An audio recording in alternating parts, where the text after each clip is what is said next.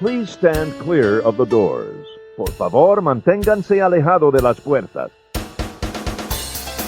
To those guests who've just joined us, welcome. Our next stop is the Magic Kingdom.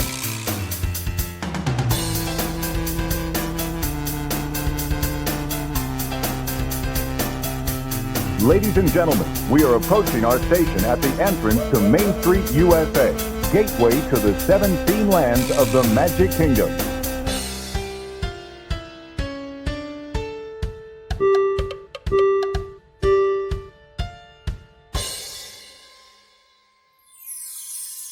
Welcome aboard the Monday Morning Monorail podcast. This is Justin Monorail. And as I catch my breath from that epic intro, I want to let you know this is episode 201 of the Monday Morning Monorail podcast. We're doing it. We're moving ahead. 200 was a huge milestone, but we're not done. If you thought we were done, you better correct your way of thinking, because we're moving ahead and we are moving into the future. It's May 13th, 2024, and I've got park visit recaps from yesterday. We've got Disney news. We're bringing back a classic feature today. We even have a little Halloween Horror Nights teaser. Tweezer works better for Halloween Horror Nights. They're going to pluck your little eyeballs out.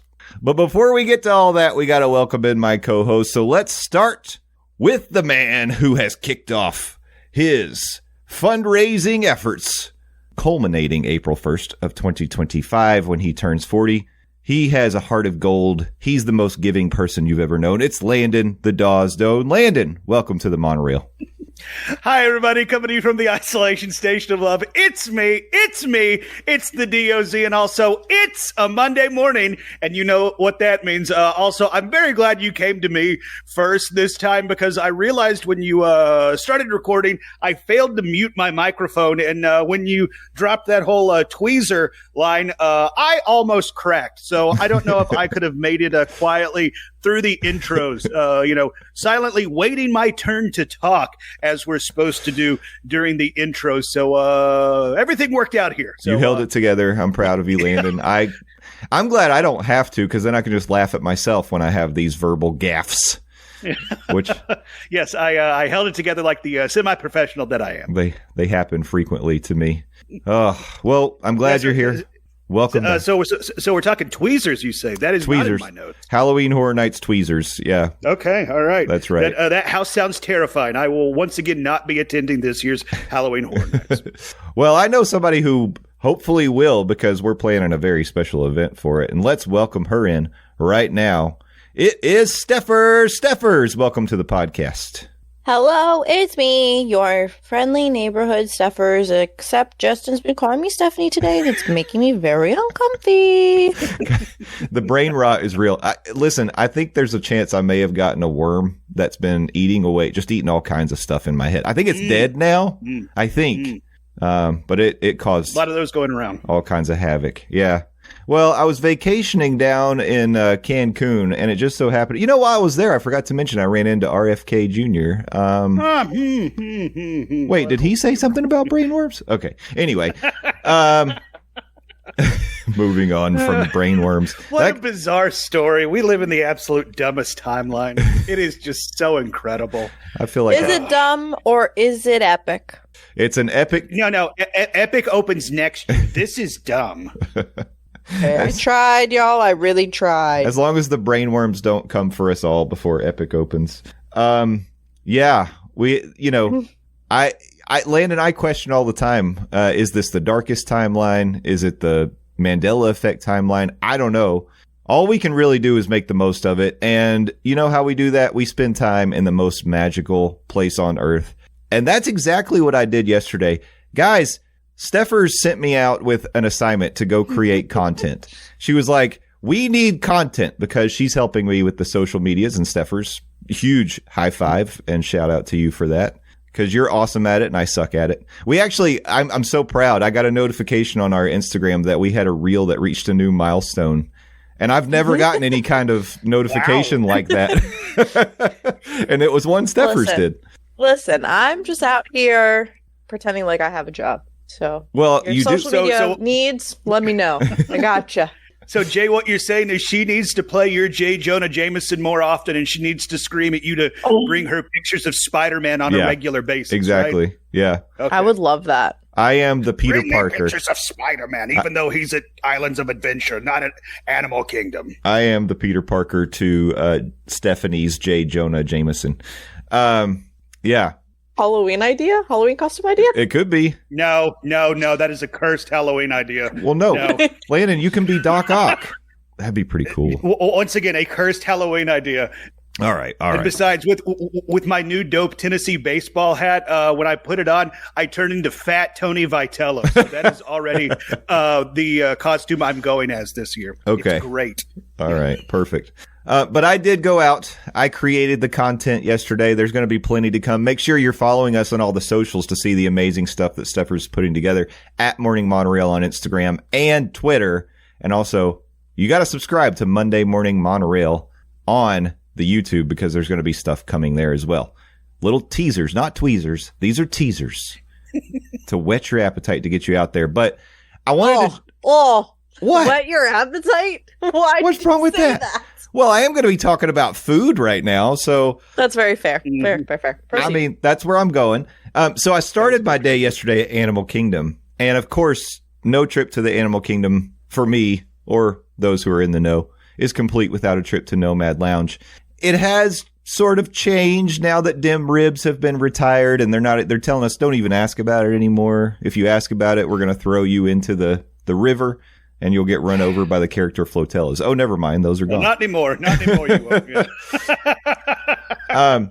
But yesterday I went and I took some pictures of, they always have the little menu tent on the table that tell you what the food specials are. They've still got the Tiffin's bread service. I found it really interesting that they have a Living with the Land salad now, which I don't know how long that's been on the menu, but I feel like we know Disney's listening. And now this is like a little handshake from Nomad Lounge to Landon in celebration of your fundraiser for Living with the Landon. It's like, hey, we're in this with you, buddy. I wish we had some sort of maybe we can talk to him and be like, there should be some portion of this. Like, give us like 0.0001% of your Living with the Land salad funds and go to Living with the Landon.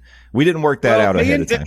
Me and my people, we've been in contact with Disney and talks. We were hoping to make the announcement on June 1st, but it looks like Disney kind of has jumped the gun, so to speak. But yeah, we are now in official cahoot. No, that's I wish. Not, right, yeah. But I'm encouraging all of our listeners, while you're down there, take a pen and write ON at the end of the Living with the Landon's. No. In fact, with the do Landon that salad. Do not do that. Yeah. Yeah, but the interesting thing about that was that it mentions it's like baby lettuce that was harvested from the greenhouse at Living with the Land in Epcot's Land Pavilion, but it doesn't really say any of the other ingredients come from there. So it's just the lettuce, I guess. But so just the lettuce. Still pretty cool. Sorry. Well, I mean, while we're talking about that, teasers to come about Living with the Landon. Continue. Okay. Yes, there's been some significant stuff happening with Living with Landon behind the scene. But if you've been on the Living with the Land attraction, they talk about how the stuff that they grow in the greenhouse goes to multiple restaurants across all properties on Walt Disney World. So, I mean, like, this is just one of those instances where, if you enjoy Living with the Land, you can go taste the amazing greenery that you see on that attraction. So I think that's cool. It is cool. And it appears... Landon, have you guys done the behind the scenes? I have not. Never have done the behind the scenes tour. Good to know. Yeah, that's something that definitely has always been on the checklist. Really I've want just to, never done it. Yeah. But it's not currently, like, if you go look up the Nomad Lounge menu on the Walt Disney World website, you're not going to see the Living with the Land salad. So who knows how long it'll be there. It's a limited time offering, but if it's there, check it out. Let us know what you think. I did not get that yesterday. I went pure protein. And at the request of our friend Lee in the Monday Morning Monorail family Discord, I decided to try the pineapple glazed pork belly. And I also got the Bangkok chicken wings, which I've had before, and they're great. I actually didn't know how long those were going to be on the menu, but they seem to be hanging out. And everyone who I know that has tried them loves them. So they're $16. Speaking on the wings, originally they were a limited time item, but I think after some of the menu shuffle that saw dim ribs be eliminated, they realized, we need something that people actually like, and people like the wings. So that stuck around, though. They added the grilled chicken satay skewers, which is kind of interesting. They have multiple chicken options now. So there's that. Yeah. Yeah. And so, who knows? Skewers are good, though. They could be. Skewers. Yeah. Yeah. The grilled chicken satay is good. I've had that as well. On the chicken wings, so these are chicken wings with fish sauce, caramel, peanuts, and cilantro. If you're not a cilantro fan, I'm sure you could tell them to hold the cilantro. If you're a cilantro tastes like soap person, $16. I think they're great. Also, the wings are really meaty. They're large wings. I got three of the drumsticks and 2 flats, so you get 5 wings if I remember right. And I really do recommend it. It's pretty filling, good stuff. The pork belly I had not had before, and this one is $15. Pineapple glazed pork belly with guajillo chili sauce and chicharrones, spiced pickled vegetable slaw on top. So I actually didn't ask. I should have asked. Chicharrones. How do you say that? I think it's chicharrones. It's their pork rinds. Yeah. Mm-hmm. And I believe your pronunciation was correct the first time. Okay. And I didn't ask them if they make them there, but I will tell you that they definitely taste very fresh, and they had like a buttery flavor to them. They were really good. So that was kind of a surprise highlight of the pork belly. But I'll just say this. I've had pork belly at a lot of places around Disney World, and typically I don't think it's good. Like, it's mostly just fatty. If you like fatty pork belly, I mean, I know that's what pork belly is. I get it. But it's hard to eat sometimes because it's so chewy and just it's not what you're looking for. This was not that. It was great. It was cooked beautifully. It had a nice crispy skin on the top of it, like a nice layer of skin. And then the fat underneath was actually, it kind of pulled apart, like almost like shredded pork. It was very good. So highly recommend. It had a nice sweet flavor from the pineapple glaze. Again, $15 at Nomad Lounge. Try it out. That's good to hear, because I was about to ask what your thoughts were on the pork belly, because I generally stay away from pork belly, just period, because it is a fatty eat, period, because just what it is, but it's almost unedible. I found sometimes. In a lot of instances, it's just not good. But hearing that review of it, I am much more likely to give it a shot the next time I'm in Nomad Lounge. Yeah, I would say give it a try, because like I said, I've tried a lot of bacon and pork belly around Disney, and typically I'm disappointed. But this one, I would get it again. I will tell you that. Okay. And you did that on behalf of our friend Lee. So good on you. I also made a request for you to drink 19 Kungalushes on my behalf. How many did you knock down for your old boy Landon here? I made it through one, and it was because I was working, Landon. Stephers had sent me out on assignment, and I couldn't go get sloshed at Nomad Lounge. I had to go do more work. You could have. However, we would be suffering. So really, he did us a favor. Also, how did you pronounce that? That I already closed it. I don't know. Okay. Wait, are you saying chicharrones? Okay. Sure. We're going to pretend that that's how that's pronounced. How is it? You say it. Not like that. I'm like 95% positive. I think it's like chicharrones. Chicharrones? Yeah. Whatever. I like chicharrones. Well, it's a nice. To be fair, Cocktail Bob said that is one of his favorite things of this podcast is us flailing pronunciations of foods that aren't, chicken nuggets and quarter pounders with cheese. So you're welcome, Cocktail Bob. Yeah, I'm pretty sure it's chicharrones. Chicharrones. Or chicharrones. Unclear, but someone fact check, because no, I really don't want to hear from anybody. What about we're good. What about this how about this chili sauce, this Guajillo? So I know it'd be like Hio would be is it Guajillo? Guajillo. Because I think double L is Y. It's a Y. And then J is H. Yeah. I'm pretty positive. I think you're right. Okay, we're going with Guajillo. I'm really glad you liked it, though. It was great. And actually, I'm hungry. I feel like I did well at Animal Kingdom, because the other thing I did, now this is something that I've gotten for the kids before, but I've never gotten it for myself. Back near the Kilimanjaro Safari, if you wander your way back there and then you find yourself disappointed because maybe there's animals on the track and the line for Kilimanjaro Safari is out past the Dawa Bar or something. Instead, you can walk over to the Harambe Fruit Market, and they don't just have fruit on the menu. They also have, well, it's a place where you can get an all-beef hot dog if you want it, but they also have the grilled corn on the cob. Now, you can get this grilled corn on the cob with or without African spices. I recommend you get it with. I'm not going to go in super big detail about this corn on the cob right now because, spoiler alert, it's coming to a YouTube near you. You better subscribe to the Monday Morning Monorail podcast YouTube because I put together a nice little package all about the corn. I will tell you this in the video. You will see there was a terrible accident that happened where I dumped corn juice all over my legs. So on brand. Yeah. So on brand. So you're going to see that in the video, and it burned.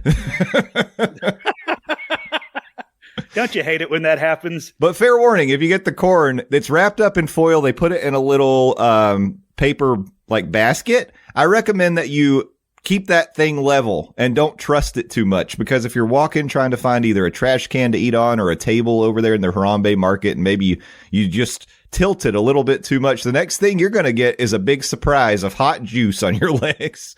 And it's not good. You've been warned. This last thing I wanted to mention was just because I thought it was funny that for much of the spring, winter timeframe, we were giving updates on this ice cold hydraulics building because nobody knew what it was going to be as they were building it over in Disney's Hollywood Studios, strategically placed in front of Muppet Vision 3D. And then as it came into shape, we realized, oh, it's going to be a place where you can get frozen Cokes and some treats. Well, they've got some interesting things on the menu over there. Specifically, they've got these candy painted cinnamon rolls that are mini cinnamon rolls topped with Coca-Cola infused glaze and toasted nuts. To me, that sounds pretty standard. It's like, oh, it's a sweet cinnamon roll. It might have a little Coca-Cola flavor to it, but that's like par for the course. No big deal. That wasn't like a unique snack to me. So I decided when I went over there yesterday, I wanted to try something I hadn't had before. So I got the Bouncin' Mini Churros. Let me describe these to you. Savory churros topped with Coca-Cola and bourbon candied bacon, sriracha aioli, and scallions. Now, when you think of churros, typically I think you think sweet, cinnamon, sugar, a crispy treat. These are served in almost bite size. They're about 2 bites. Each little piece is about 2 bites. They've got the aioli, like kind of drizzled all over the top. They've got the candied bacon on top, and then you've got scallions on top. These are $8.99 at Ice Cold Hydraulics. I'm here to tell you today, I still don't know whether to recommend them or not. Scallions. Yeah, because you're eating them. I will tell you this. I typically don't get churros in Disney parks, not in the Orlando Disney parks, because if you go and get a churro from like a churro cart, something about the Florida humidity, they don't have the texture you're looking for. Though I love the Nomad Lounge churros, but I cannot recommend churros from any other place. These churros have a good texture. I will say that. But everything else you expect from a churro, delete that from your mind, because let a brain worm eat that information from your mind, because that's not going to happen. You're kind of eating them, and it's like the toppings are like what you would expect on like a loaded baked potato. Uh-huh. But you're eating a churro. Potato, yes, that's exactly like bacon, sriracha aioli, scallions. It's like, yeah, where's my cheese and sour cream? Yeah. And, I'll be honest, I would try it. If they offered cheese and sour cream on these, I would try it, because the churro, basically what ends up happening, you get churro texture, but it is a savory, salty, with a little bit of sweet from that candy bacon. Stephers is making a face. I'm telling you, I would get these when you've got someone else who can help you eat them, because you don't want to eat like the whole serving, I don't think, but it's worth a try. You're like half selling me, right? It's like, hey, I have a donut that's a maple bacon donut.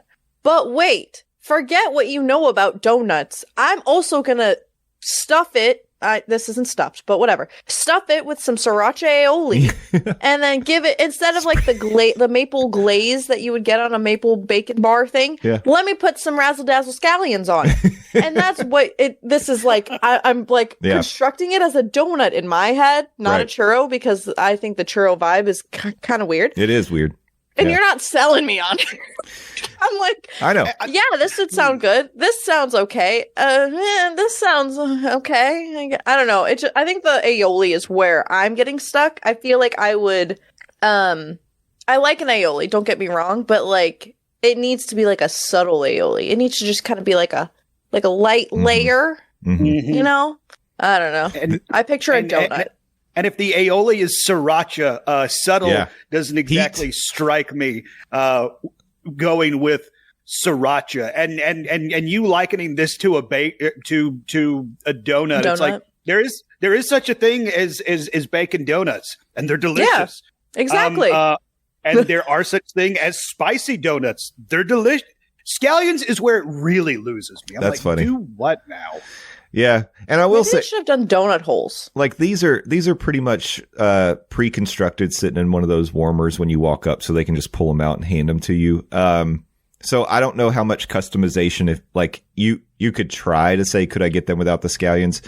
I say go full bore, like go full speed ahead. Try the bouncing mini churros as they are. I want to know if you've tried them out there. I don't know how many people would have tried these, but if you've tried them, I'd love to know what you think. I feel like this is something that may not stay in the menu on the menu forever because it's weird. But I like it when Disney takes swings, especially with snacks and things like this. I want to try something different when I'm in the parks. I don't want every cart to serve the same thing.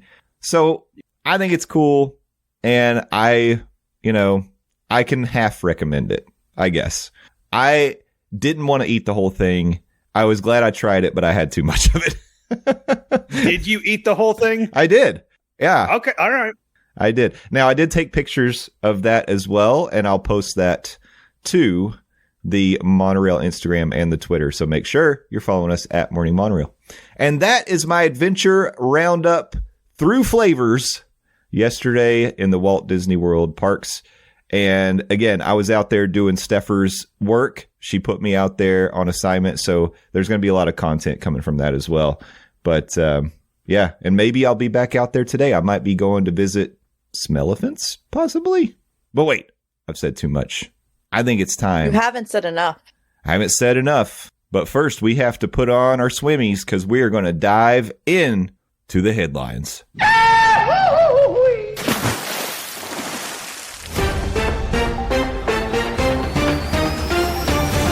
That's right, dreamers. We have pulled the headlines from all of the Central Florida theme parks, brought them together for you so you don't have to go out there, do the hunting and gathering. And now we're going to serve them up to you on a silver, savory churro platter.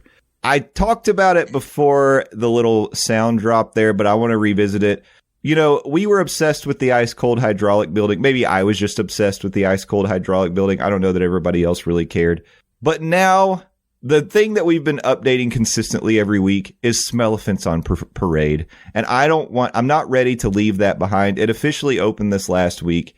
I just want to put a bow on this because as we talked about Smellephants on Parade, and again, this is a new experience in the Magic Kingdom in Fantasyland over in Storybook Circus. You've got these elephant statues that are painted up beautifully as if it's like these things that if you go to a city, sometimes they have these art installations where it's like, oh, here's a bear that's painted like the mountains. Oh, here's a bear that's painted like whiskey. I don't know. So I'm trying to think of things that go with Tennessee.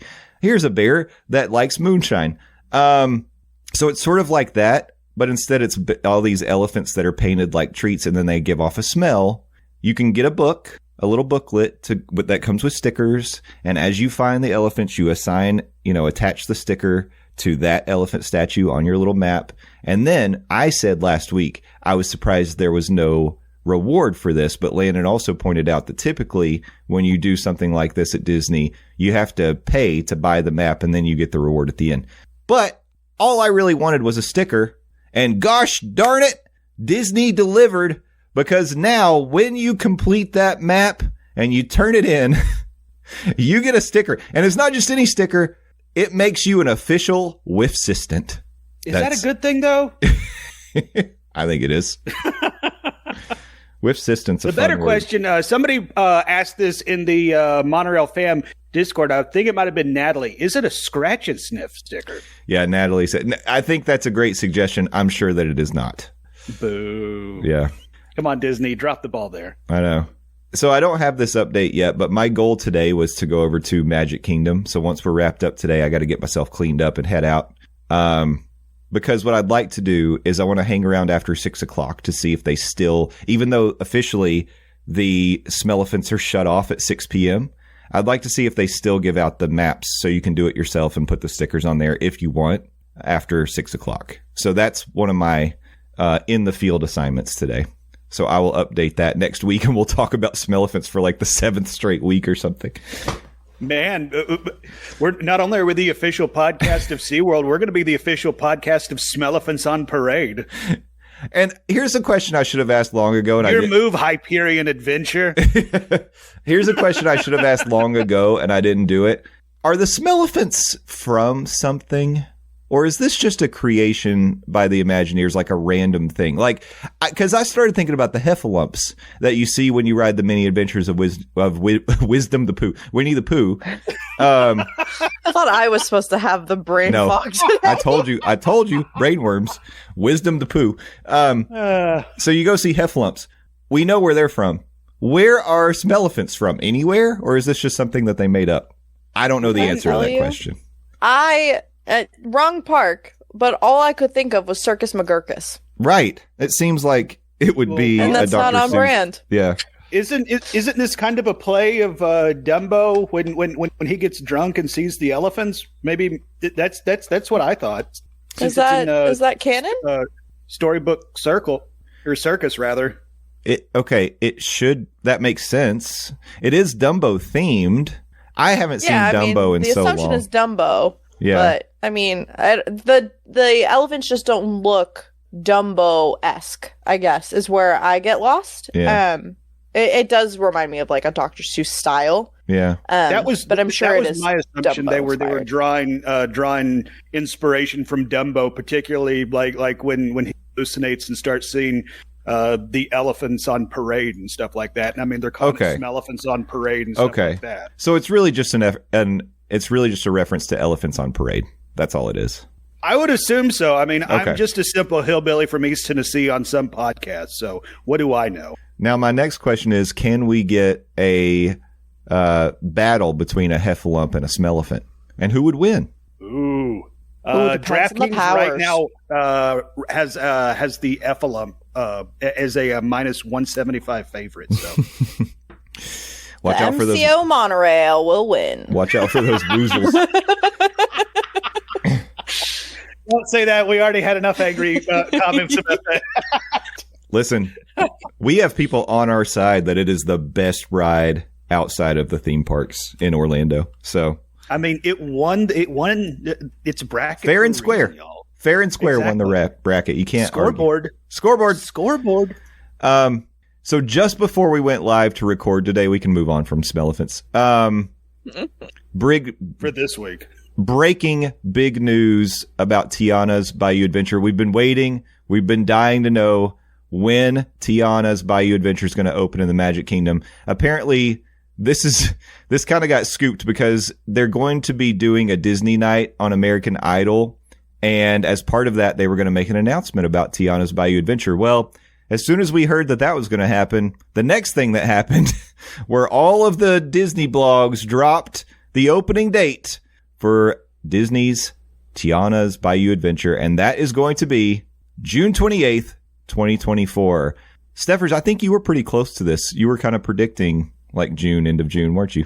I'm pretty sure. So that I was thinking about this when I saw the announcement drop, but that means that y'all pass holders and like cast member that should be coming up real quick. Yeah, probably 1st of June is when that stuff will start. So that's exciting. Yep. That is so exciting, and that's your next assignment. Just kidding. You'll have more assignments in the meantime. I just better get the email for the AP preview because sometimes I don't get those emails, and that ticks me off. And also, and I don't know what the pecking order is, how they send out those emails. I would assume, I don't know if this is true. I bet you they send them out by tier. So like maybe every 10 minutes. That's what I was thinking. So they send them out to the Premier or in credit pass holders, and then they go down from there. But even when I used to be like the highest Disney pass holder, I would see people start texting or tweeting, I just got my email for the AP preview. I'm like, what? Where's mine? So, well, according to the article that you pulled from WGW Magic, they expect several weeks of previews for Disney cast members, media, APs, DVC members, Club 33, and D23. Have they always done Club 33 and D23 people? I would assume, I don't know about D23, but I would have to assume Club 33 people, because they're pass holders anyway, but I would assume that they get. Oh, okay. That's fair. So, I mean, listen, you better keep refreshing that email, because I feel like in the next couple of weeks, you guys should be getting, because it's already May 13th. So, if the attraction is set to open the end of June, time's a ticking. I know. Have you all seen the pictures and videos of the Tiana's Bayou Adventure lit up at night? Now that they've added all the light theming and stuff, it looks so pretty. It is gorgeous. Yeah, it's great. I mean, every single thing that I keep seeing about this ride just makes it look better and better and better. And Disney's social has released a lot of behind the scenes videos and up close videos of the animatronics that are going to be on this attraction. And I mean, like these are some top notch animatronics, the likes of which, at least in America, we haven't seen when it comes from the Imagineers. Now, we've also seen a lot of really cool videos recently from Japan. That we're not going to talk about. But I mean, like, I'm very much looking forward to experiencing Tiana's Bayou Adventure next time I'm down in the Magic Kingdom, because this attraction looks great. It's going to blow. The lighting is giving Avatar, Pandora. It looks like Pandora. I agree. I like it a lot. Thought of that. Yeah. Oh, so another random thought I had on Tiana's Bayou Adventure. The photo. I'm interested to know what the photo will look like on that ride. Mm-hmm. If they're going to have all the characters that they've introduced, and if it's going to be like because you're right. They usually have like a themed frame around the picture. Yeah. Mm-hmm. Yeah, that'll be interesting to see. Good call. That's something to look out for. I try. By the way, the 28th is going to be a Friday. So a Friday. I imagine a very, very busy weekend at the end of June in the Magic Kingdom. I'm pretty sure summer starts like the 22nd. I don't know when summer actually, like the season of summer. And then the next week is going to be the 4th of July. So buckle up, Orlando. Right in time. It's gonna be pretty wild. Genie Plus individual lightning lane for only $50 per person. Right. So that's an interesting question. And I know people are going to be wondering that. Like, Disney hasn't announced this yet, and I would assume that they probably would have. But do we think they're going to go boarding groups for Tiana's Bayou Adventure? If so, do they continue the virtual queue for Tron? Because have we had two boarding group virtual queue kind of things in the same park yet? I don't think we have. So I think they're gonna. Was there a small window of overlap for Remy and Guardians when Guardians first opened? I don't think so. I think they shut the Remy one off as soon as Guardian. Yeah. I think y'all are right. So if history is going to repeat itself, that would lead one to believe that Tron's days of being virtual queue exclusive are coming to an end. Oh, that would be great. Weeks. That would be wonderful. Because first of all, like, I mean, it's a pain in the butt right now. Look, now this is coming from a guy who really thinks that every ride should be on virtual queue and we shouldn't have to stand in line for anything. That's just me. And you get these people, it wouldn't work because look at all this, blah, blah, blah, blah, blah. Listen, if every single ride was virtual queue where you could do it and not just like one at a time, but like kind of queue up your day and stuff, it would make it better for everybody. Bottom line, end of story. It's never going to be that way, so forget about it. The other option is to go back to the way it used to be and just have paper fast passes. I think that was... Honestly, what a time. That was the best system. But I'm a big advocate for those paper fast passes. Me too. Me too. But we're never going to either one of those things. Nope. So the fact that that's not happening, it will be nice when Tron's not on virtual queue anymore, because if you're like me, if you're a local or someone who just doesn't go to the park first thing in the morning, I mean, you get a shot at Tron at 1:00. But otherwise, like if you come in after that or you miss that window, you just don't get to ride Tron for the day unless you want to pay for it. And that sucks. Mm-hmm. So like it would be nice to get the option, like especially on a slow day. Like I was at Magic Kingdom a couple of weeks ago on a Sunday where everything was a walk. Like I'm telling you, we walked by Jungle Cruise. I was like, oh, I don't really see the line sticking out. Let's go check it out. And we walked directly onto a boat. 0 wait. What? Yeah. What? I have never seen that before. Like, I was like, oh, we'll go check it out. It's probably like a 10-minute wait. No, there was no wait. As we were walking, they were almost like, come on, hurry. Like a cast member opened the ropes up so we could walk right on the boat. Holy crap. On that day, I should have been able to go ride Tron. You know what I'm saying? I mean, for a ride like friggin' Jungle Cruise that last time that I've been down there has, the slowest it got is like 90 minutes that you were able to walk on. I could only imagine what a wait for Tron would have been. Though I am curious, once it goes off virtual queue, what a standby wait for Tron is going to like. Only time will tell. So many thoughts. So many thoughts. So many thoughts in my head. Well, the thing is we won't really see the ideal situation in terms of the whole virtual queue FastPass situation, but I feel like either, I don't want to say a separate system because I don't think that would work as well. But I think if they could monitor capacity more efficiently, it would lead more room to bridge the gap between, hey, it's a slow day, let's let another round of boarding groups go on, or something to that effect. Something like that would be good. I think with all of the new stuff that they're releasing, like that, I don't think the FastPass, or I don't think the virtual queue /Genie Plus / individual lightning, like I don't think that will be super efficient until they're done. Well, I don't think they'll ever be done, but till they're like kind of steady in like the new things opening. But I think I think Tron going away from virtual queue temporarily will be the move, just so you can get on it, but also so they can focus on supply. I don't think they can do two at once. Yeah. I think that's going to be the trend, is if something new opens in this park, you can expect this thing to back off a little bit, and then that'll push people to do individual lightning lanes so they can make more money that way. So it's not like they're missing anything really, or losing anything. And you said something interesting there. You said temporary. So you think they could temporarily move Tron off of a virtual queue for the opening of Tiana's Bayou Adventure, but eventually move Tiana onto a standby and then Tron back to a virtual queue? I think that each ride that they keep opening, they set it up where you have some sort of scan in, like they have like the section for it. You know what I mean? I think that they're going to try to utilize their virtual queue area more efficient. Like, I think that they're going to have to utilize it in some way. I think it would really depend on what Standby for Tron looked like, because when you open a new e-ticket attraction, it shifts the gravity of the park. So, like, just depending on how the crowds flow and where the highest demand is, maybe you don't need it for Tron anymore. I don't know.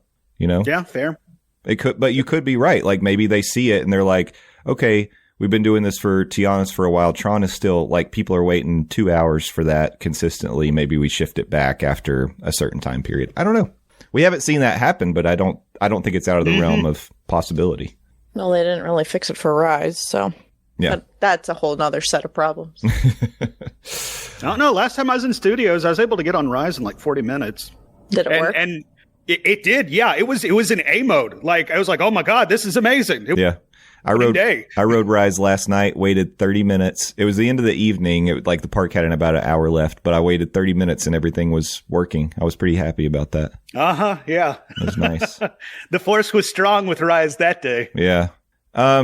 So very exciting that we're getting this new thing added to Magic Kingdom. Here's something that's going away that I just don't really understand why. We got news that's confirmed that now the character flotillas are going to be retired as of today, Sunday, the 11th, at Disney's Animal Kingdom. Now, I was there yesterday, the 10th, and I still saw them, which made me happy. I was there the last day. I didn't know it was the last day. I would have enjoyed it even more. But, basically, if you don't know what these are they're pontoon boats. And they go around the rivers of Animal Kingdom. They pass by Nomad Lounge. They go all the way over to where Rivers of Light used to be. And you can see them come through Africa. They pass by like where the Lion King show is and all that. And they would have a collection of characters on them. Sometimes you'd see like Rafiki and Timon. Sometimes you'd see like Goofy or Donald, or it could be Chip and Dale. And then there was one that it was basically like a percussion group that would go by, just playing music and having a good time. And I think it added something to the atmosphere of Animal Kingdom, similar to how I felt about Kite Tales. I think that added something to the atmosphere of Animal Kingdom. I don't know why they're retiring them. I know this was a COVID thing, and that's why they introduced them, because you couldn't meet characters in like face to face, so you had to see them at a distance. But like, what could the cost of this be? Like, to me, it feels like, I'm sure it's a cost thing.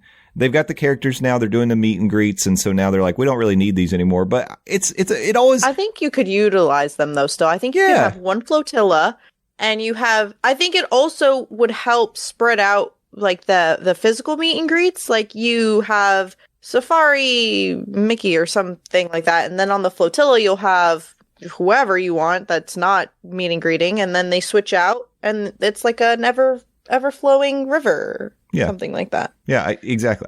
I think you could do it. I know it always brought a smile to my face anytime that I, like, cause you hear people clamoring, like the crowd's getting excited because here comes like a pontoon boat with their favorite characters on it. Everybody goes, they take pictures, they wave. Like that brings a smile to people's faces. And how difficult is that for Disney to do? I just, I don't know. I just don't like things going away. And you talked about how it really added to the atmosphere of Animal Kingdom, and it added something that was unique from the other 3 parks in the Disney resorts. And I mean, yeah, you talked about the crowd would get excited, particularly whenever you would hear the percussion pontoon coming by. You would hear the drums coming up around the corner. It'd be like, what is that? And then when you realize what it is, it's like, oh, awesome, guys, let's head to the water. Let's watch this.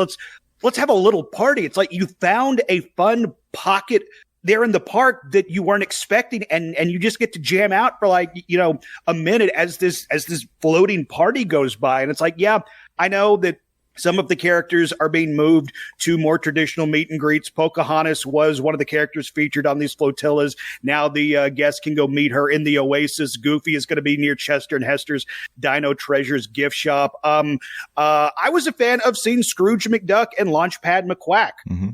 I'm not exactly sure if they're going to have a featured traditional meet and greet. And they were characters that got representation in the character flotillas up until they started doing those. I don't remember seeing them in the parks. And to your point, I understand at the end of the day, when it comes to Disney, this is all about the bottom line. Is X cost efficient? I can't imagine having these flotillas cost all that much. And it added in the past tense so much to the atmosphere, to the ambiance of Animal Kingdom in such a fun, unique way. I hate to see this go. Now, I understand, yes, you did point out this was an addition during the COVID era of the reopening of the parks when we couldn't do traditional meet and greet. So they still wanted us, the visitors, to get some time with the characters. And this is the, I guess, decision they came up with. You can see them from afar, and we're getting back to the way things were. I just really was hoping that this would hang on, because I really, really dug this edition from the COVID era. And it's like you mentioned, it going by Nomad Lounge. If you were fortunate enough to get a table out on the patio of Nomad Lounge, you're hanging out there, and then you hear the drum pontoon go by. It's like, yeah, that's what's up. This is why I love coming to the Animal. Mm-hmm. Yeah, that always did add like a special little moment. Because, typically when we go to Nomad, we're sitting out on the patio. We're going to be there for a full cycle of flotillas. So, oh, yes. Uh-huh. You got to see them all go by, but it was really nice. And it did add a little something unexpected for sure. But it was nice, and I will miss it. So another thing that we got to experience, another unique thing, and we'll just have to remember it fondly in our hearts. There's a handful of things we hear that are going to be undergoing some refurbishment upcoming. I'm going to hit these just really quickly.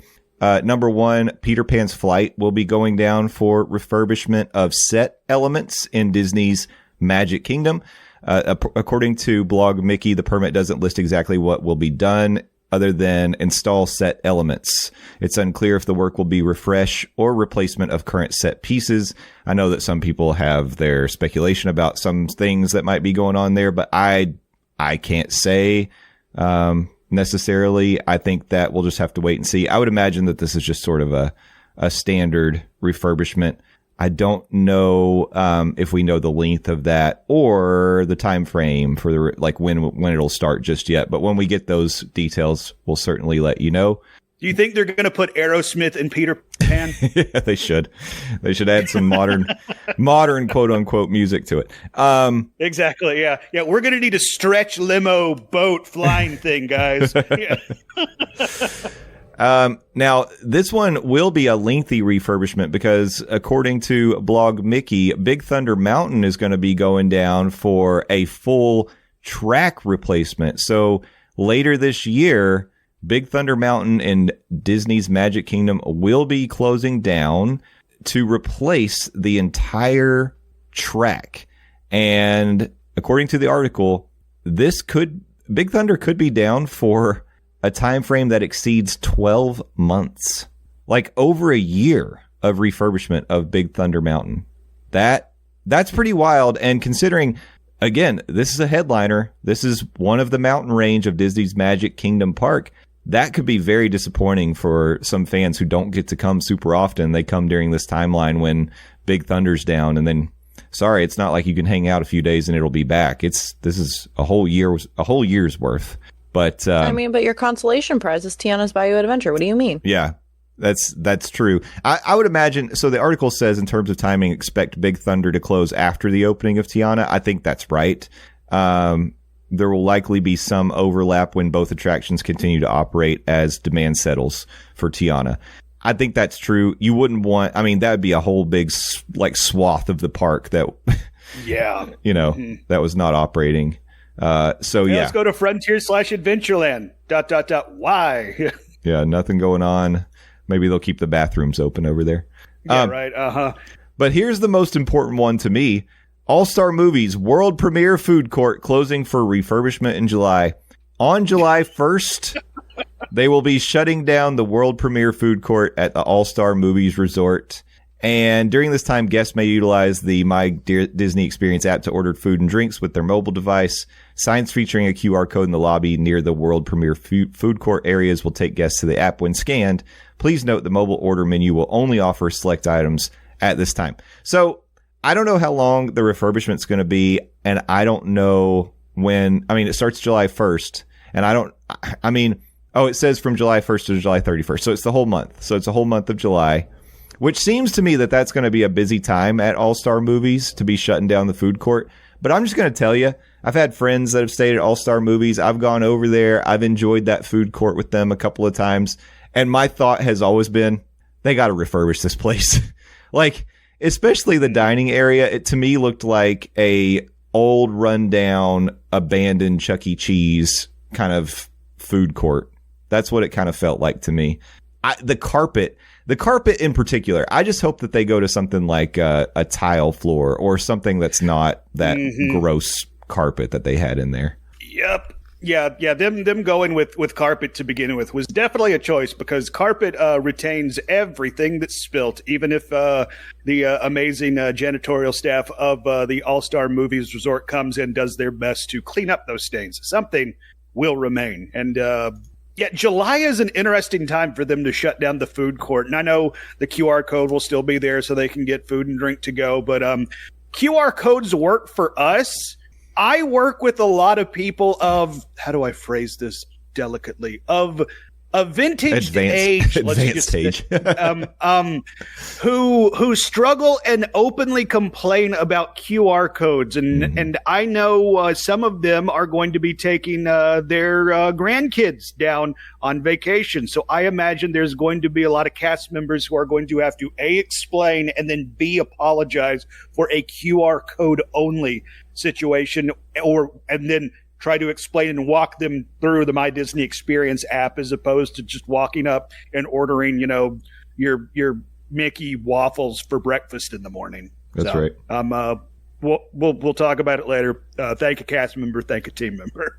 Yeah, no kidding, because they're going to be dealing with some stuff over there at All-Star Movies. Real quick, before we move on.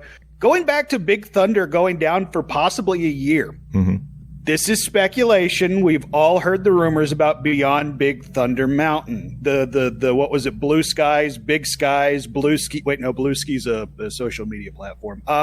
Do we think this could possibly be the beginning of the Beyond Big Thunder Mountain? Now, right now, this is just being advertised as possibly a full track replacement project, which, I mean, I say just. That is not a small project in and of itself, but do you think this could be step one of Beyond Big Thunder? Yeah, I could see that. I mean, maybe the idea is you get Big Thunder right, and then you start working on what's beyond. I know there's going to be a lot of land prep work before they can even start building the Beyond Big Thunder stuff. So, yeah, I guess it makes sense. You get your centerpiece like in good shape and all cleaned up, and then you move on to the next thing.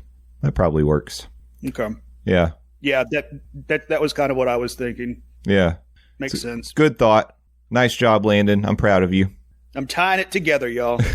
One thing, that's why I'm a semi-professional hillbilly on a Disney podcast.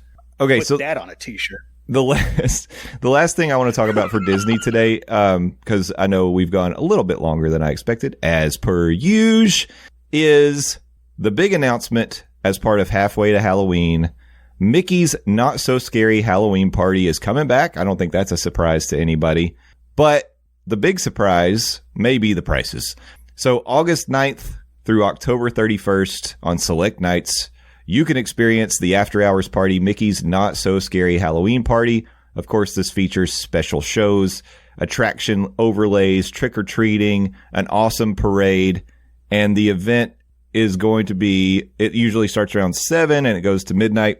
If you got a ticket for the event, you can get in the park as early as 4 o'clock. And the tickets range from $119 to $199 per person. Oh, but wait. Fucker. If you're an annual pass holder or a DVC member, you can save $10 per ticket on valid A whole nights. $10. But also those $10 discounts are valid only for event nights in August and September. Exactly. Yeah. The tickets have already started to go on sale. May 8th, the tickets became available to Walt Disney World Resort hotel guests. I thought you were going to say May 8th was the first event for Mickey's Not So Scary. We're probably not. Damn, Disney. We're probably not far off from that.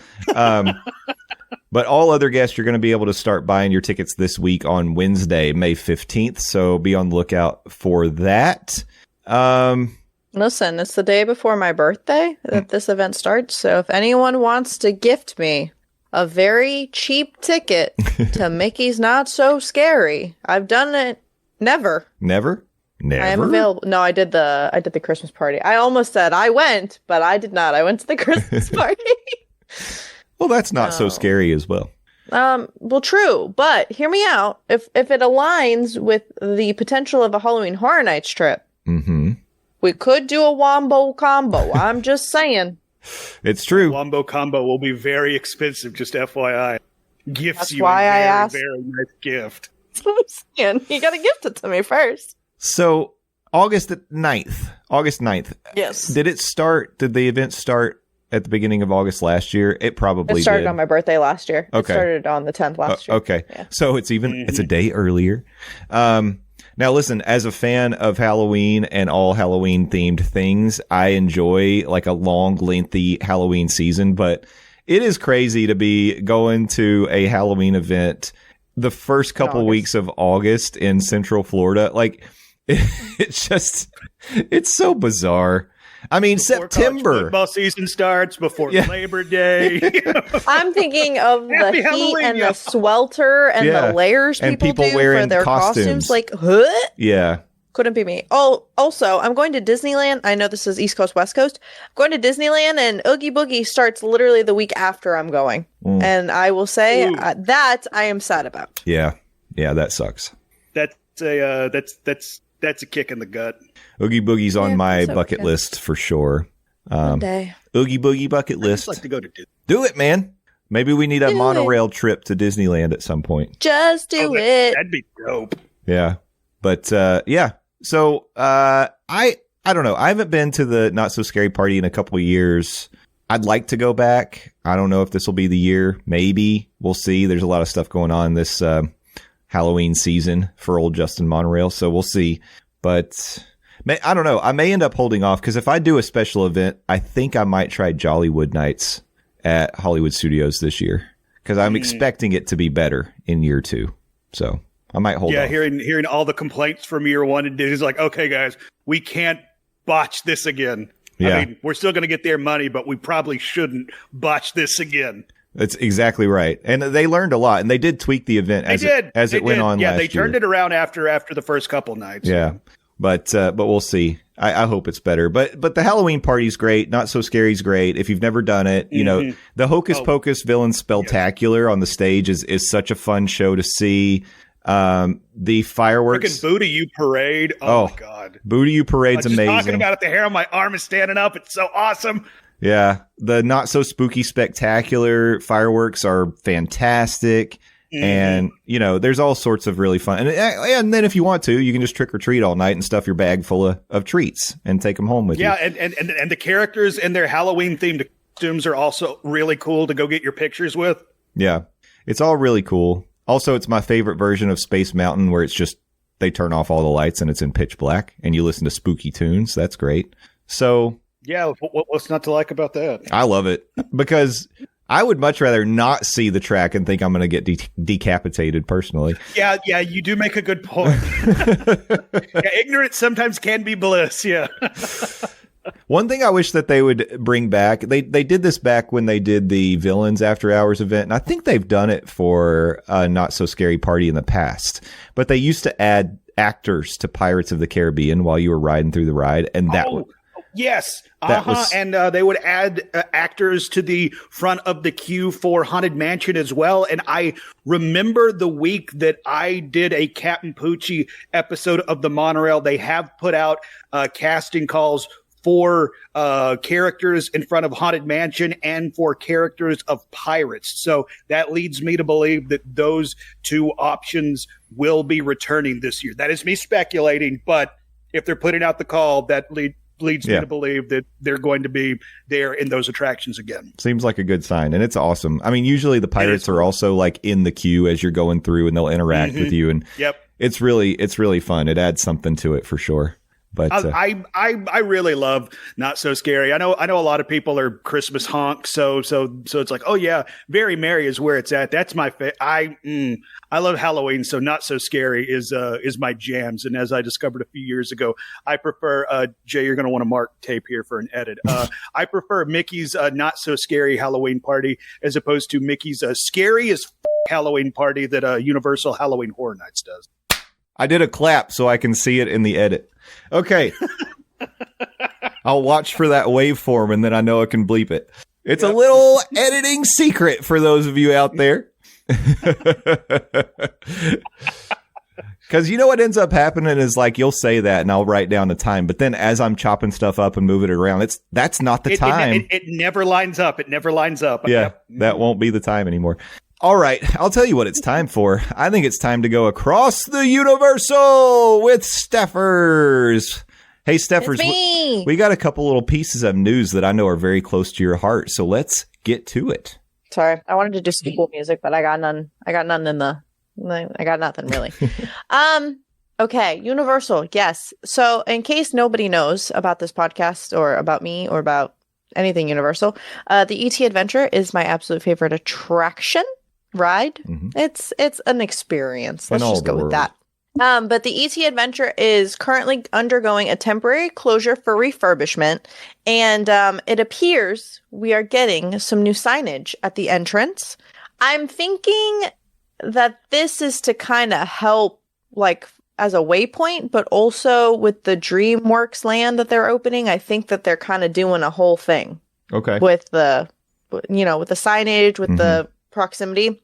I don't really know. That's speculation on my part, but we're getting a new sign. And because a lot of people it's hidden, it's tucked in the corner. So I think that they're just trying to make it easier for people. Wait.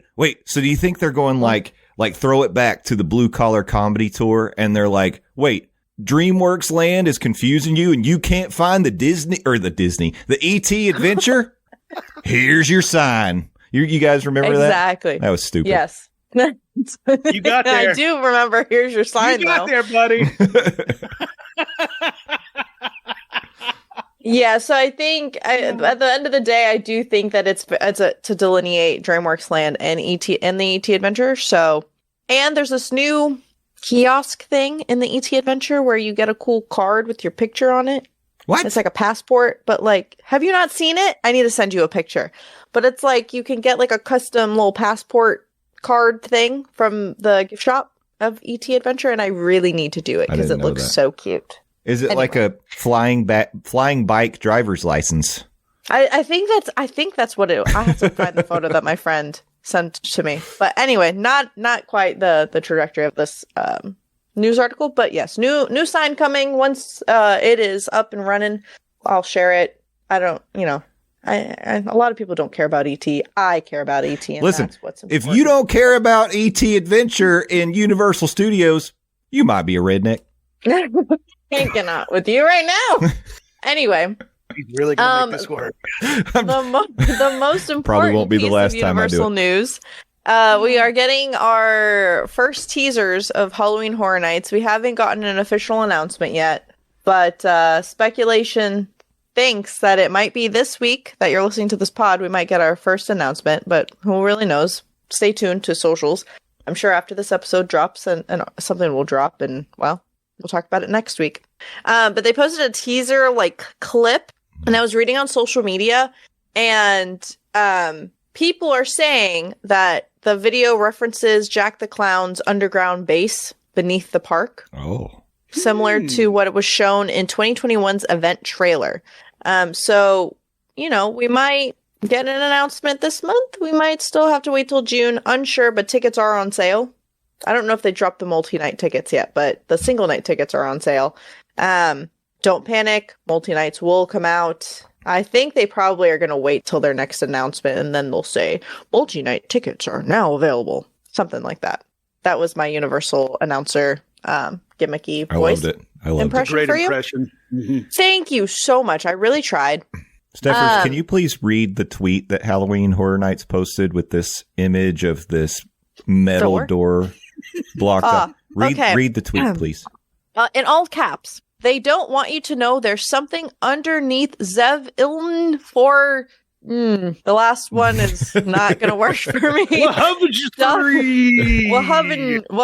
Whaving E. Yeah. Well, if you're doing 3 like E, it's hoving E. You know what I mean? The words get scrambled. Yeah, it becomes not legible at this point. There's something wacky going on with this tweet is what we're implying. Yeah. Correct. Behind the door is the Tortured Poets Department headquarters. And Taylor Swift as Jack the Clown. Is behind the door. I think you're unlocking a kink, Steffers. Man, if y'all thought Halloween Horror Night was crowded beforehand, if Swifties are going to be there this year, get your tickets now. Taylor Swift in clown makeup with a chainsaw. That's doing it for me. This better not unlock anything in me. Yeah. Let's go ahead and just drop that gif of Dean Pelton from Community in the chat. Yep. We don't kink shame here on the Monday morning. Mara. That's right. Yeah. We don't yuck your yum. Exactly. I will say, I know there have been some predictions for what the houses are going to be. I've heard anywhere from Sweet Revenge, A Quiet Place, sequel to Slaughterhouse Cinema, a house that I personally loved. Like, how long ago was that? A bajillion years ago? Yes, a bajillion, quote unquote. I'm not sure what they're going to do with the Universal Monsters this year, because with Dark Universe opening, I feel like this is a prime time to do it, to tease it and hype it up. I think they're going to do classic Monsters on Parade, where you get to go by and you smell each one of them, and then you get a sticker at the end. Exactly. Yeah. You put the sticker on the map wherever you smell the Wolfman. That's a choice. Did I say Ghostbusters? Maybe Ghostbusters. What about Stephers? I needed to ask you this. It hit me yesterday. Oh, okay. We've had a couple. Hopefully not hard. It hit me pretty hard. We've had a couple sequels of this particular movie, but we haven't seen anything in the parks related to this. What would you think of a Terrifier house?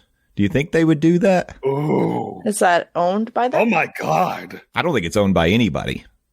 It seems to be an independent thing. Yeah, I think that's an independent franchise, but like even watching the trailers for that thing is terrifying. I watched the first one. It's disgusting.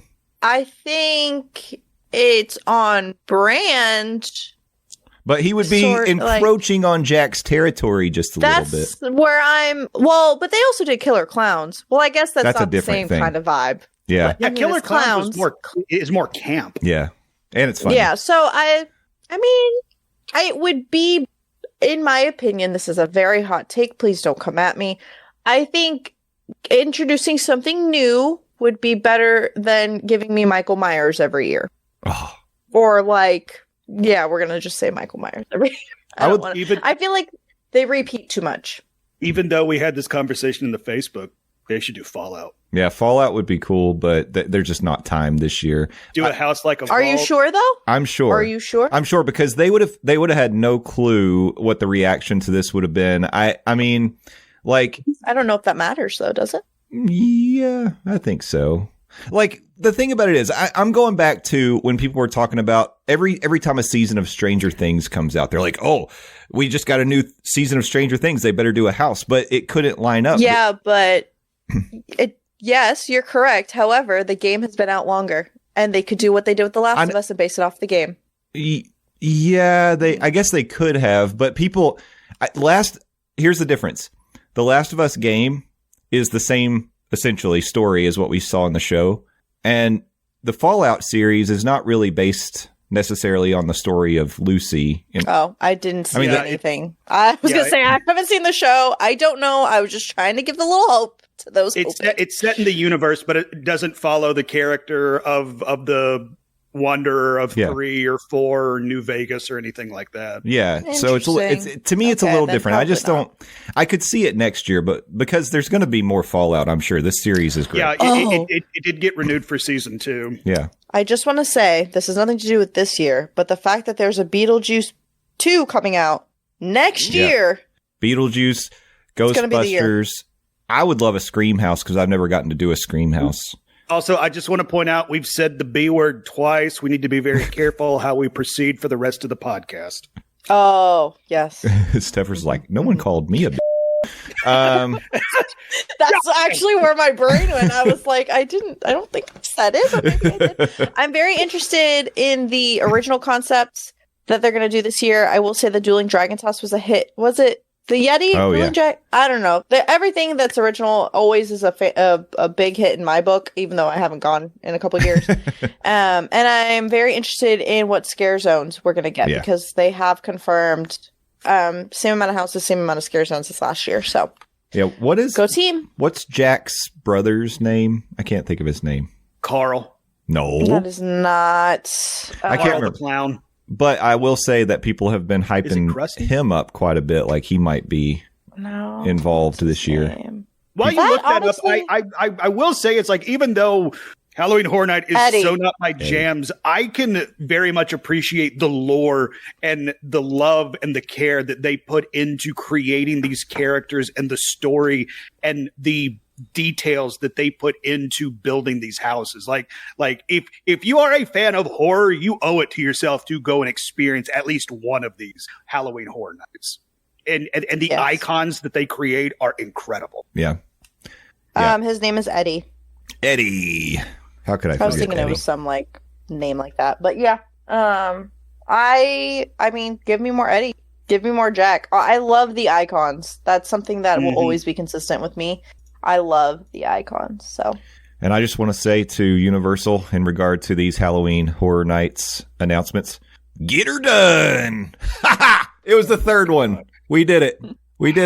I don't think any of us saw that one coming.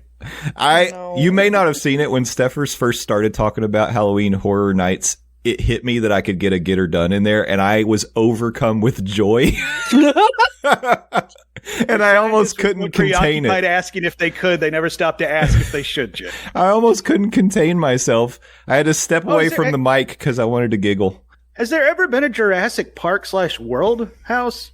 Not to my knowledge, I don't think there's something. I feel like that's too on the nose to be a Halloween Horror Nights house. Like Ghostbusters fits because of the nature of the movie. I think that they could potentially do something with like dinosaurs, but I don't know. Like I don't know if they want to. You're stuck on Isla Nublar. The night. That I don't know if they want to do that though. That would be cool. It would be very cool. I want to get spit on, but that's That's a separate thought. Jay, save it for the OnlyFans, buddy. Let's move to SeaWorld, please. Well, SeaWorld can take care of that. Spit on at SeaWorld. That on a t-shirt. I can feel my face turning red. I don't know. We've unlocked a lot of kinks today. And we are not here to kink shame. Well, as you mentioned, we are the official podcast of SeaWorld, and we have SeaWorld news this week. Very exciting stuff, especially if you're a fan of Aquatica. SeaWorld has announced a brand new after-hours event at Aquatica Orlando that will feature laser light shows, short waits for water slides, and more. AquaGlow at Aquatica Orlando is a limited capacity family-friendly event that will take place after the water park closes from 8 to 11 p.m. on 16 dates starting June the 7th. During AquaGlow, Aquatica will debut the Electric Tide Laser Show at the Cutback Cove Wave Pool. Event guests can also experience Roa's Rapids Amped Up, an overlay of Roa's Rapids Not So Lazy River with mist and light effects. And other activities will include rides in light tubes along the Loggerhead Lane Lazy River and a dance party with foam. Attendees can enjoy complimentary soft drinks and purchase glow drinks, a light-up popcorn bucket, and neon cupcakes. The prices they start at $50, they go to $63, and the event goes from 8 to 11 p.m. I actually am really into this, and I am strongly considering doing this. Guests can enter Aquatica beginning at 6 p.m. on the day of an event when you have a ticket. So you would get 5 hours in the park and lower capacity foam parties. I mean, come on. Laser light shows. I'm sold. I love Aquatica, so yeah, sign me up. I've never been to Aquatica, and everyone that I talk to that has been says that it's really an awesome water park, like maybe the best one in Orlando. And I'm not a huge water park person, but an after hours event like this is actually sort of piquing my interest. That may get me over there. So this is good SeaWorld news. Good job, SeaWorld. I'm excited. AquaGlow. Anybody out there wants to stand up and say that they love Aquatica Orlando, let us know. I'd love to hear more about it. But the picture that they released of the group with their inner tubes in the water with the lights turned on, it looks like they're either knee deep in high sea ecto cooler or a river of PP. So that's true. It's definitely the former, not the latter, but also probably neither. Neither. I don't know. A river of ecto cooler would be dope. I would go just for that. Yeah. I didn't know Aquatica had a not so lazy river. I thought that was a Volcano Bay exclusive kind of thing. So that's pretty cool. Wait, does not so lazy river imply it's like a lazy river, but it's like, hardcore? Or it's rapids. Like yeah, rapids. Oh, yeah. That does not. I'm 95% positive Aquatica was the one who started that. Cool. And they probably weren't electrocuting people in their wave pool like Volcano Bay was. In fact, I think that's their slogan. Aquatica, we won't electrocute you. Yeah. Interesting. Unlike Fun Zone USA. It's huge. Wait, no, was that Fun Spot USA? Fun Spot, yeah. Fun Spot USA, yeah. I think it should be the Central Florida State, or the... I'm watching. Do they have a state fair? We have a state fair. Yeah, the fair be there. Yeah. I think we should go to the fair be there. Anyway, continue. Well, that's it for the news, ladies and gentlemen. It's been a fun, exciting round of theme park headlines today. But we're not done giving you the content that you came here for. You all have been asking for it. You've been clamoring. You've been pounding your fist on tables and saying, bring back Landon's segment.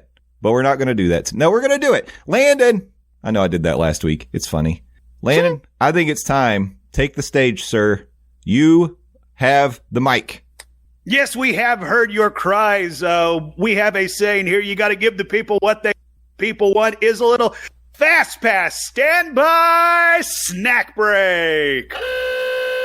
Yeah, so if you're a long-time listener, if you're a first-time listener, let me refresh you what FastPass Standby Snack Break is. We are going to list out not one, not two, not four, but three. Count them, 3 things, and we are going to rank them against each other. If you want to FastPass something, this is something that you cannot miss and you are willing to book a FastPass for. If you want to stand by something, this is something you want to do and you're willing to wait in line for it, but you don't want to do it as much as the thing you want to FastPass.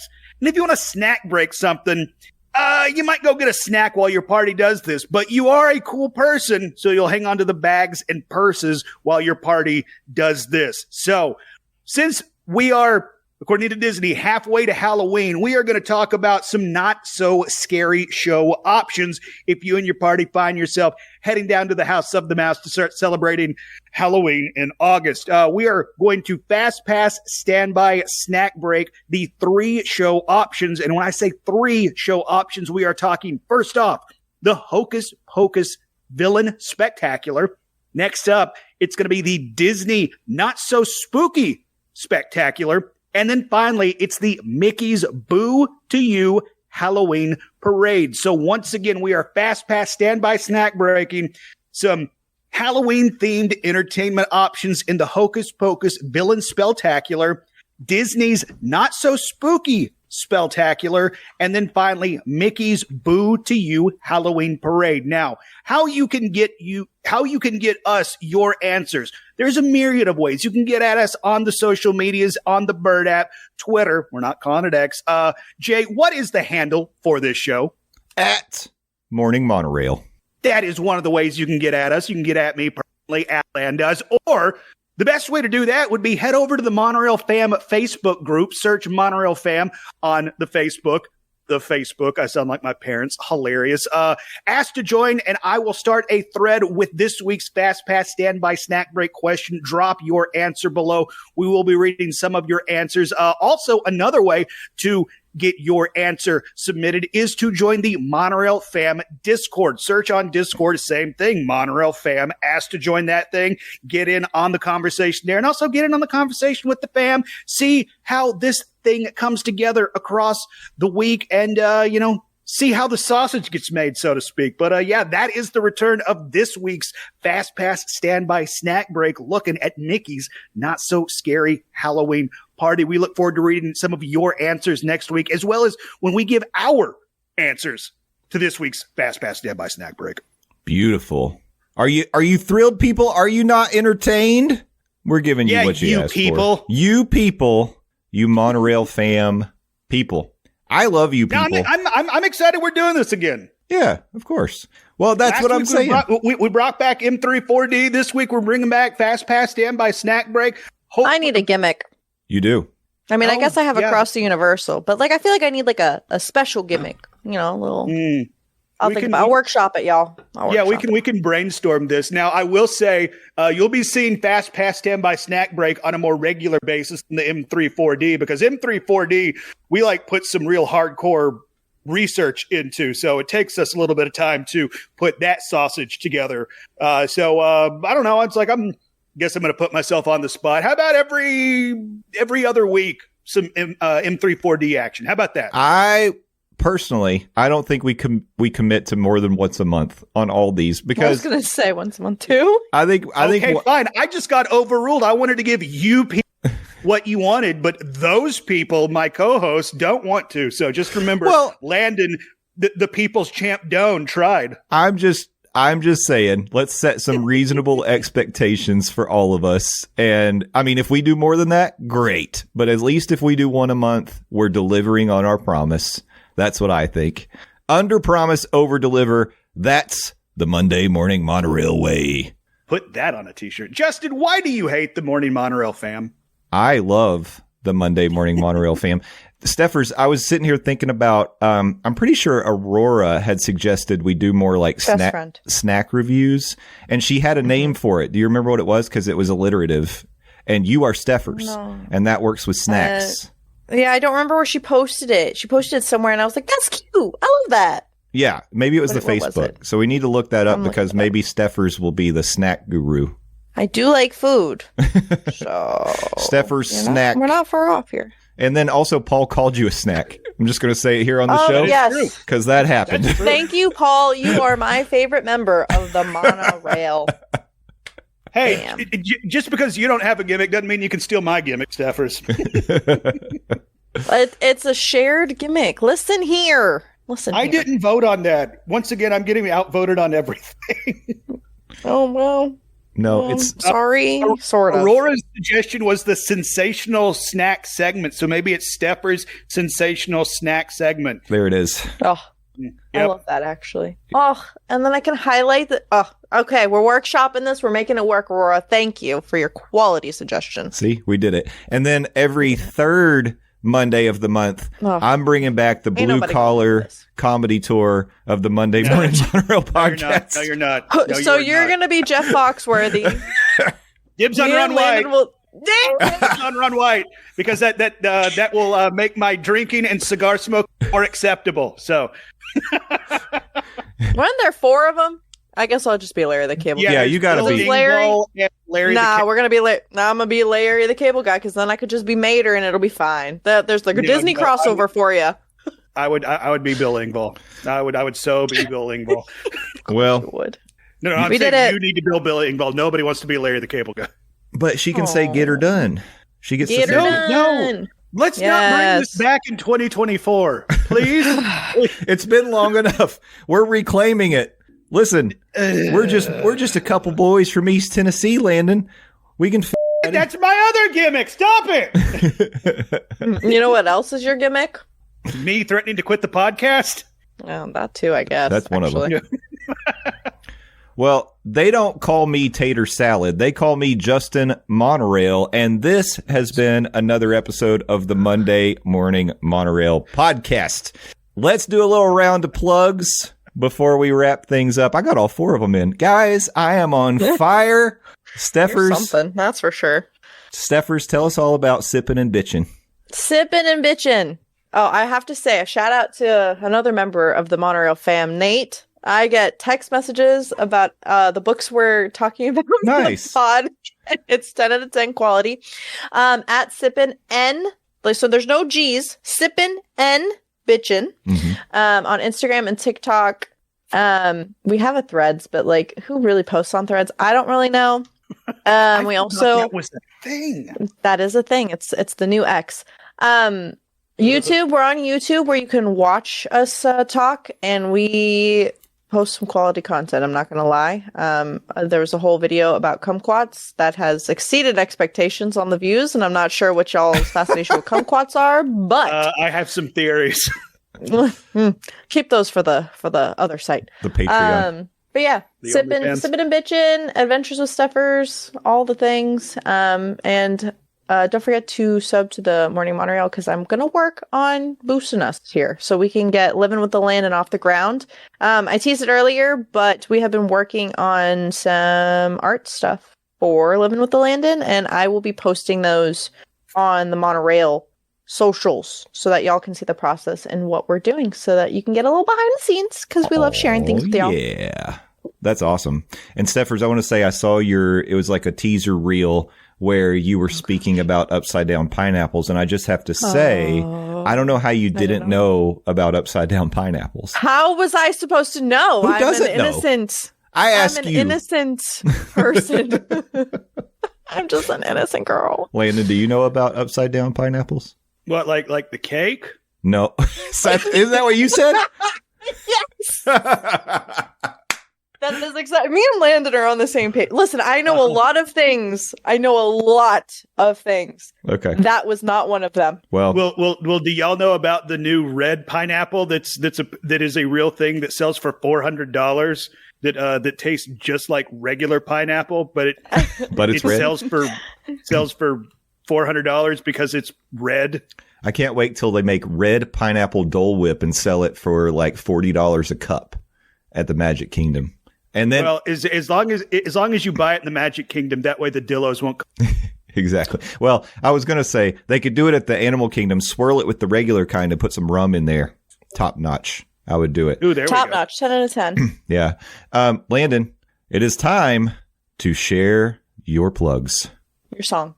Oh, you mean LANDOZ? Please go follow Landon. Wait, The rest. wait. That's where you can follow me. 280 characters at a time. The sound cut out completely while you were singing. Do Okay, it. 1, do it 2, one more 3, time. 1, 2, 3. Hello? Yeah, you're back. Just do it one more time. Okay. Oh, you mean LANDOZ? Please go follow me, Landon Doan. I'm the best, Landon Doan, not the rest. That's where you can follow me. 280 characters at a time on Twitter. I also appear on the Phil Show, News Talk 98.7 WOKI radio station locally here in Knoxville, Tennessee, streaming 6 to 10 a.m.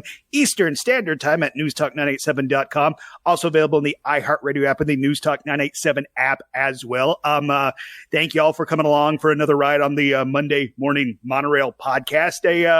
Step 1 to episode 300, I guess, this week. It was fun to jump in the virtual studios with my friends Jay and Stephers, as always, and it was fun to have you, the lovely listener, come along for the ride. You are the best fans in the podcasting game, and I truly do mean that. I'll talk to y'all next week. Love you, mean it.